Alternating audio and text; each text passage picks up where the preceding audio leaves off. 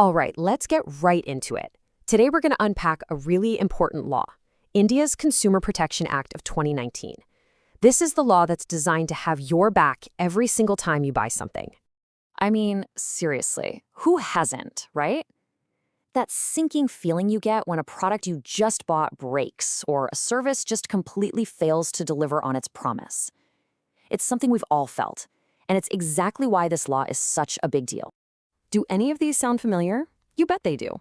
That brand new gadget that just dies a week later. The online order that shows up and looks nothing like the picture. Or my personal favorite, those sneaky hidden charges that just magically appear on the bill. We've all been there, and these are the exact frustrations this law is designed to tackle. So, first up, in Section 1, let's talk about when shopping goes wrong. We need to understand the why. Why was this new law even necessary in the first place? And that leads us perfectly into Section 2, a new era for your rights. This is where we see how the 2019 Act really flipped the script and changed the game for consumers everywhere. You see, the original law from 1986, it was amazing for its time, truly groundbreaking. But the world, well, it changed a lot.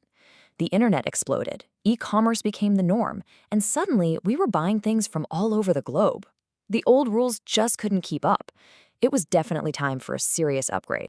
And here is maybe the single biggest game changer. Under the old rules, if you lived in Mumbai and had an issue with a company based in Delhi, you had to go all the way to Delhi to file a complaint. What a pain, right?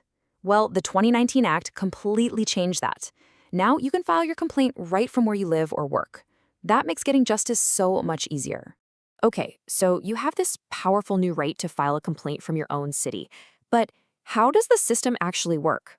That brings us to Section 3, your consumer justice system.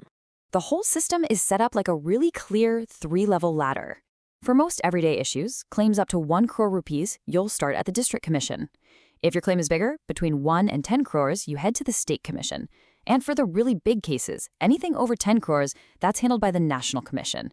It ensures every case, no matter the size, has a proper place to be heard. And what about the process? It's actually designed to be pretty straightforward. First, you file your written complaints and attach all your proof, receipts, photos, emails, you name it. The commission then has 21 days to decide if your case is admissible. If it is, a notice goes out to the other side, they get up to 45 days to respond, and then it's time for the hearing. Now, this next part is huge. The 2019 Act created something totally new, the Central Consumer Protection Authority, or the CCPA. You should think of them as a national watchdog, a powerful new body whose entire job is to protect the rights of consumers as a whole group, not just one person at a time. And believe me, this new watchdog has some serious power.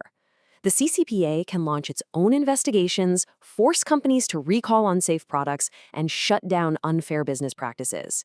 This is a massive shift. Instead of just waiting for individual complaints to trickle in, the CCPA can go after widespread problems that affect thousands of people. This authority has some real teeth. Speaking of teeth, just get a load of this. If the CCPA catches a company running a false or misleading ad, it can slap them with a penalty of up to 10 lakh rupees. And if they do it again, that fine can jump all the way up to 50 lakhs. Now that's a real reason for companies to think twice. All right, let's pivot to one of the biggest reasons this new act was needed in the first place, taming the online marketplace. That brings us to Section 4. That's right. For a long time, online shopping felt a bit like the Wild West. Well, the sheriff is officially in town. The 2019 Act, along with some specific e-commerce rules from 2020, brings a whole new set of regulations to protect you when you shop online. So what does this mean for the big online platforms? Well, for starters, they now must have a grievance officer just to handle your complaints. And they have to acknowledge your complaint within 48 hours. They can't just slap you with a random cancellation fee anymore, and they have to be totally transparent about who the seller is, name, address, the whole deal. And these rules don't just apply to the big platforms, they apply to the individual sellers too. They are now officially banned from posing as a customer to post fake positive reviews. They have to tell you important stuff, like the product's country of origin.